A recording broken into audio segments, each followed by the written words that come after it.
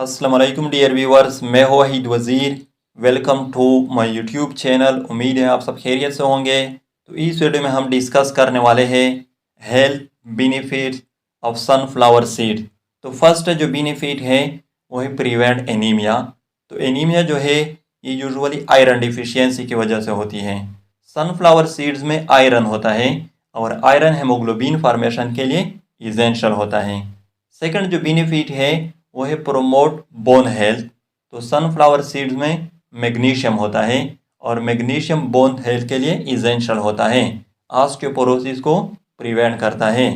Third जो benefit है वो है प्रिवेंट एजिंग। तो सनफ्लावर सीड्स में विटामिन ई होता है और विटामिन ई कोलाजिन प्रोटीन की प्रोडक्शन को स्टिमुलेट करती है और कोलाजिन प्रोटीन स्किन, बोन और मसल के लिए इसेंशियल होते हैं।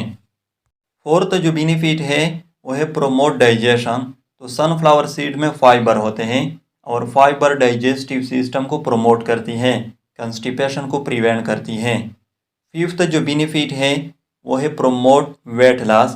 तो जैसा कि अभी मैंने कहा कि सनफ्लावर सीड्स में फाइबर होते हैं, तो फाइबर एपेटाइट को भी रिड्यूस करती हैं। मतलब यह है कि सनफ्लावर सीड्स खाने से आपको भूख नहीं लगेगी, जिससे आपकी ओवरऑल इनटेक ऑफ कैलोरीज जो है वो रिड्यूस हो जाएगी, जिसके नतीजे में आपकी बॉडी वेट जो है वो लॉस हो जाएगी। लेकिन ये जो बेनिफिट है ये मोटे लोगों के लिए है, यानी वो लोग जिसका बॉडी वेट ज़्यादा होता है। सिक्स जो बेनिफिट है वो है प्रोमोट इम्यूनिटी।